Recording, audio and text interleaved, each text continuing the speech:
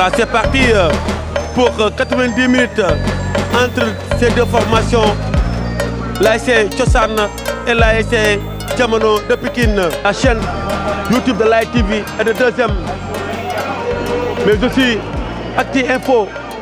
Voilà, attention, ballon perdu, récupéré par les militaires dans l'entrejeu. Attention, le triangle est parfait, récupéré à nouveau par la défense de cet ASC de Thiossane. Attention, il cherche qui, pour qui le reste. Attention, Lamine qui cherche un appui, qui ne trouve pas contré, mais coup franc au départ. Par le numéro 6 de cette équipe, pas mort qui va essayer de donner de l'autre côté vers Papisco qui donne au numéro 14, Lamine qui donne à son tour au numéro 2, Djibi qui perd le ballon, récupéré par la défense de l'ASC Diamono. On combine bien du côté de l'ASC Diamono. On donne à Malan, on perd le ballon, récupéré toujours dans l'entrejeu par les joueurs de cette équipe de l'ASC Thiossane. Le numéro 6 qui va essayer de déborder. Numéro 16. Ça joue du côté de l'ASC Diamono. Kaba qui va essayer d'entrer dans la surface de réparation. Qu'est-ce qu'il va nous faire, Kaba? Mais repris par la défense de cette équipe. Mais faute commise par le numéro 14 de cette équipe, Lamine. Dans les maisons environs, le public a répondu présent. Il y a beaucoup de monde dans les maisons environs. Attention, coup franc pour Diamono. Attention, mais pas Abdou. Capte facilement le ballon. Il va donner à Papisco, l'homme au dreadlocks. Ak ki nga xamante ne moom mooy Diamono voilà mu ngi noonu le numéro 14 Lamine jël na bal bi tous pour Diamono ñooy doxal noonu variation de jeu parce que bu fële ci wàllu wa amul dara attaque la il lève la tête qu'est-ce qu'il fait? Il y a faute yooyu ak jiita nga si ngeen def jaru ko fi waaw ku nekk la nga def li nga war a def. Attention, c'est parti. C'est peut-être le premier but et l'ouverture de score à la 14e minute de jeu. Quel coup franc magistral, quel but et de quelle manière. L'ASC Diamono ouvre le score. L'ASC Diamono mène par 1-0 devant Thiossane. Vous l'avez dit, ce match est indécis et loin d'être terminé. L'ASC Diamono qui balle arrêt. Attention, c'est parti. C'est peut-être le premier but et l'ouverture de score. C'est peut-être le premier but et l'ouverture de score. Le franc magistral a reçu à violer les cadres de l'ASC Thiossane. L'ASC Diamono qui mène par 1-0. Vous l'avez dit tout à l'heure, on a des problèmes pour connaître ces zones. Si on avait la liste, peut-être vraiment nous faciliter la tâche. Mais ce numéro comment? Voilà, 7 ans, c'est reparti. L'ASC Thiossane concède le premier but. Moustapha, on est en compagnie de notre frère et ami Chad, le grand reporter de AS Pikine TV. Chad, ñu ngi lay nuyu. DCA pour l'instant, on est à la 17e minute de jeu. L'ASC Diamono mène 1-0 sur une coup franc magistral marqué par le numéro 7. Tierno qui donne à son numéro 2, Djibi qui pivote sur lui-même, qui donne à son défenseur, le numéro 13, pas Aladji. Ça joue très bien vers son attaquant, le numéro 2, mais qui perd le ballon, récupéré par Malan qui va essayer de trouver le buteur, le numéro 7 de cette équipe, mais qui perd à son tour le ballon fauché. Et faute commise par Sakour, le numéro 5 de cette équipe. Ballon récupéré par l'axe central de cette équipe de l'ASC Thiossane, qui donne au numéro 16, Ousin qui perd le ballon à son tour. Ça joue bien dans les deux équipes. On sent nettement que cette équipe de l'ASC Thiossane fait le tout pour revenir très rapidement dans cette partie. Parce que si Thiossane encaisse un deuxième but, ce sera très difficile, mission impossible pour elle. Raison pour laquelle Thiossane est en train de tout faire pour revenir au score. Mais ce ne sera pas chose aisée. Attention, tacle de Malan. Mais le tacle a été appuyé, estime l'arbitre. Tacle de Malan sur Lamine, le numéro 14 de cette équipe de l'ASC Thiossane. Mais l'arbitre estime que le tacle a été très viril alors que nous jouons la 20e minute de la partie. Et le score est de toujours de 1-0 pour les protégés de Modou Moustapha, les bleus et blancs de l'ASC Diamono, face au Narboy de l'ASC Thiossane.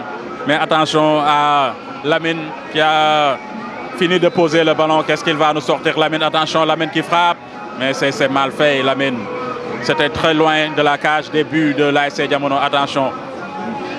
Il joue long dans la surface de réparation pour essayer de trouver ses attaquants.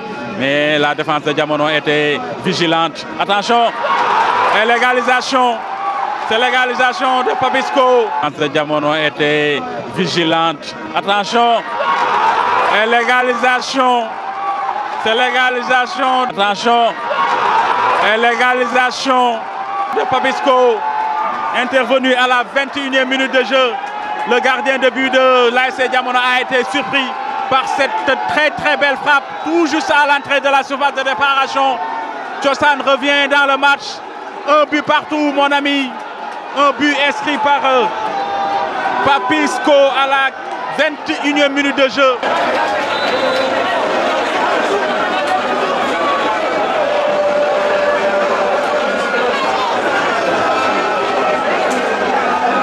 A sifflé la fin de la partie. Et c'est fait.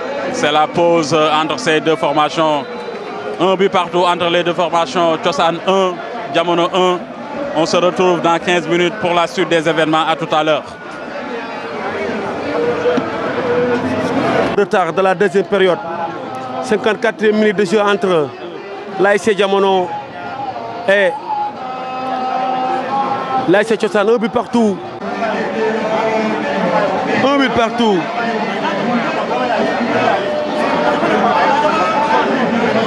Un but partout.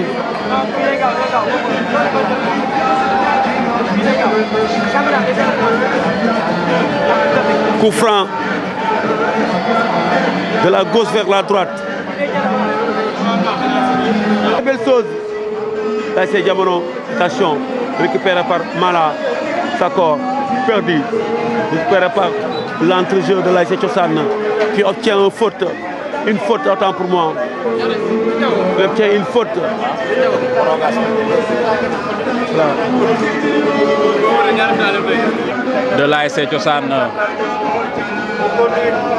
4 jeux nañu 64 minutes. Ba léegi score bi changé wul, un but partout entre les deux formations. Occasion pour l'ASC Diamono ak Guids bi xaas ñaar yoon ci fa déparation bi perdu. Il y avait un bon retour de l'axe central du côté de l'ASC Thiossane. Pour l'instant, on est à la 18e minute de jeu en seconde période. ba tey arbitre bi jàpp na ndigal lan moo xew. Arbitre bi dafa mel ni moom tamit dafa xaw a blessé. Arbitre bi moom tamit dafa mel ni dafa jàpp zone bi. mais Thiat daal sérieux wul nee na arbitre bi daa blessé mais c'est vrai arbitre bi dafa mel ni lu xaw a gaañu ndax mi ngi xaw a jàpp genou bi mi ngi dem ci arbitre tuuti ah loolu lay nduru de. Omar waxuñu ci loolu ci arbitre bi. ma ne arbitre bi mbaa amul déchirure parce que arbitre bu blessé da doy waar de mbaa am na ko wuutu am na réserviste day ne waar. ak cër bi ñamoon ñi sekkaat ko loolu nag kilifa yi nag lañ ciy interpellé ku mel ne Amadou Kane ku mel ne ministre des sports mooy par exemple tey Amadou Ba moo assuré intérim bi ñañ ci wax parce que tamit bu yàggee rek da indi ñëgg-ñëgg xol voilà donc c'est reparti Diamono qui déroule. Diamono déroule. Attention. Attention, on voit que là-bas, le joueur de l'ASC Diamono est en train de faire de très belles choses. Le centre, peut-être repoussé par la défense de l'ASC Thiossane. Frappe manquée du militaire de l'ASC Diamono. Voilà, arbitre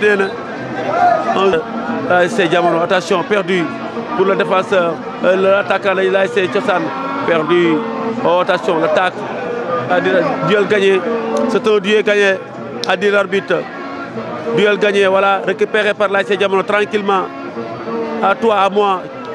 Oui, magnifique, magnifique. Belle action collective, belle action collective. Attention, la frappe. Ah, numéro 7, numéro 2, voilà. Récupéré par le numéro 9 de Thiossane, perdu, le latéral droit, qui met le ballon en touche. Ah, arbitre n'est le coup franc. L'arbitre revient à la faute. Il y avait une faute au départ. Avantage, arbitre de faute. C'est bien arbitré quand même. Rapide à jouer pour l'ASC Diamono qui récupère Sakor qui progresse il progresse, il cherche son appui, il le trouve. L'excentré droit, il lève la tête. Un dédoublement, voilà, un dédoublement, attention, ça n'a pas fonctionné. Il protège. On a vu tout à l'heure le coach de l'ASC Thiossane procéder à un changement, mais c'était un changement tactique parce qu'il a sorti son avant-centre pour mettre un autre joueur de côté. Et le joueur de côté, le buteur qui était de l'autre côté, est passé dans l'axe. Maintenant, il joue comme avant-centre. C'est un changement pour brouiller les pistes. Pour moi, c'est un changement intelligent de la part de Ibou Ndoye, le coach de l'ASC Thiossane. Mais Modou Moustapha aussi est en train de trouver les solutions. Il a... Réponse à la bergère. Et ce n'est pas encore fini. Faute obtenue par l'attaquant, le longiligne attaquant de cette équipe de l'ASC Diamono. Faute qui sera frappé par Samassa se dirige vers le ballon. Samassa se dirige vers le ballon. Mais est-ce que Sakor va lui laisser le ballon? Si. C'est Samassa qui se dirige vers le ballon, qui va essayer de frapper ce ballon. C'est un coup franc très sortant. Attention, ballon dans la surface de réparation. Le gardien de but de numéro 4 qui progresse. Qui va jouer long vers Kaba. Attention à Kaba. Attention à Kaba dans la surface de réparation. Kaba centre. Oh! Pour l'ASC Thiossane, da koy déclencher phase de réparation. Indi na ko. Ba tey jeexagul action ba tey jeexagul arbitre day y a faute. L'arbitre considère qu'il y a faute. Dans l'enceinte ici au stade Alassane Djigo. Action bu mujj la.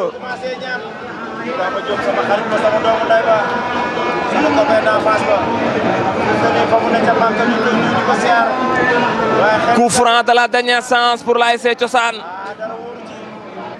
Le coup de sifflet sera donné de moment à l'autre. C'est sur le mur. C'est sur le mur. Corner encore.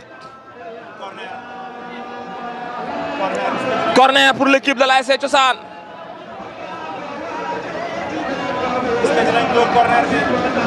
Corner pour l'équipe de l'ASC Thiossane.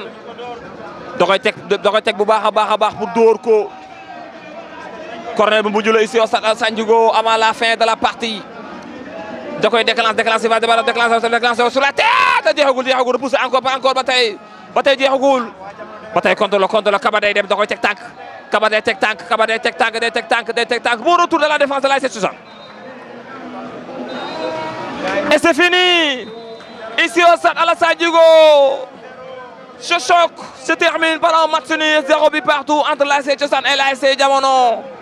Mais on a assisté à un bon match surtout en première période. Mais en seconde période tëdd dafa xaw a bari trop.